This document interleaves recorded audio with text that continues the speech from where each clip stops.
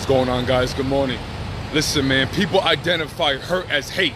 If that person hurt me, I hate them. If that food got me sick, I'm not going back to eat that again. I hate that food. If this job is abusing me and treating me very unfairly, man, I hate this job. I don't want to work at this place anymore. And this is why love overcomes and conquers all. Because the mind and the emotion doesn't know how to differentiate between I hate you and no, I don't hate you. You're just not good for me. Let me replace you. Because you get emotionally attached or you depend on a thing, and then when that thing lets you down, but you do need it in your life and you can't survive without it, so you say, I hate this because now I got to deal with it. I hate this because now I have to constantly put up with it. So the body, the mind, and the emotion doesn't know how to differentiate. So it combines hate and hurt. If something really hurt me in my life, I identify as I hate it.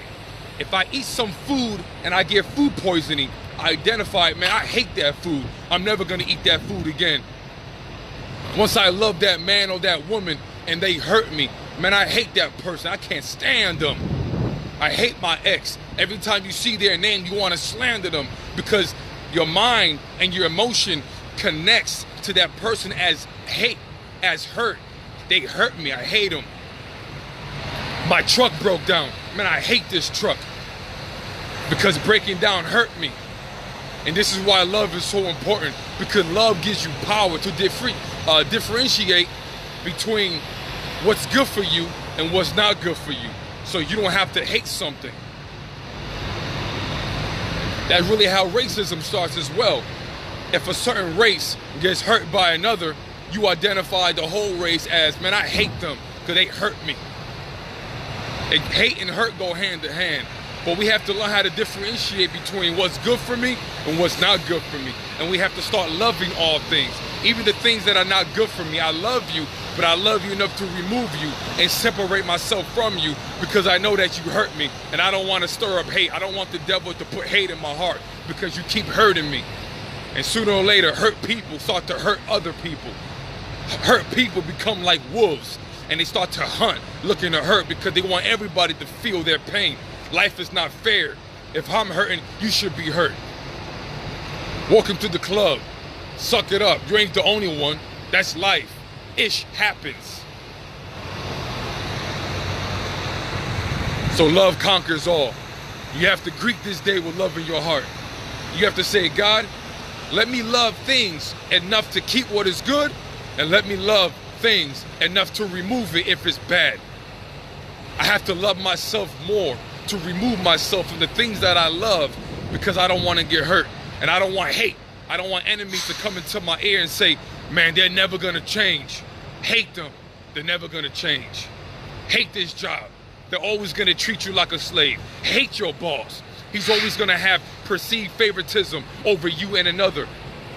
Man, hate your parents, they're always gonna be strict. Man, hate this church because they threw correction in my face.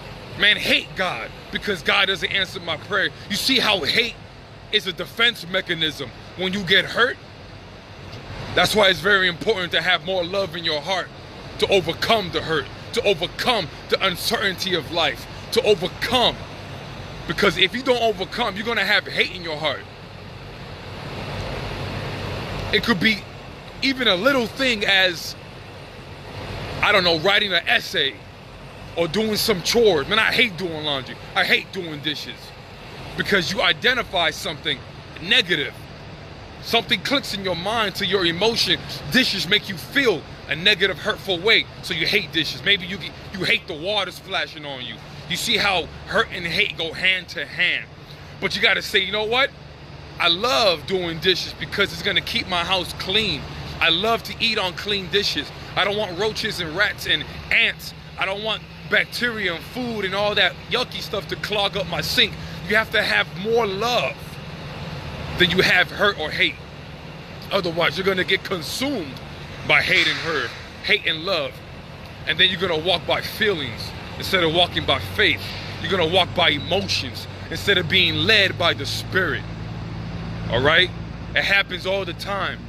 Somebody hurts you and you identify that hurt as hate. because you don't want to get hurt again. That's the same thing with sin.